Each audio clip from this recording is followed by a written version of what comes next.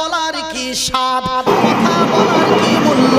ভাইজান, আল্লাহর জমিনে যারা পারে তাদেরকে জিজ্ঞাসা করে কোনো উত্তর পাবেন না, কিন্তু ওই বোবার স্ত্রীকে যে জিজ্ঞাসা করুন, ওই গঙ্গার স্ত্রীকে যে জিজ্ঞাসা করুন, রে গঙ্গার বিবি সাহেবা রমেশা, রে গঙ্গার বিবি সুমাইয়া, বলো তো কথা বলার কি স্বাদ।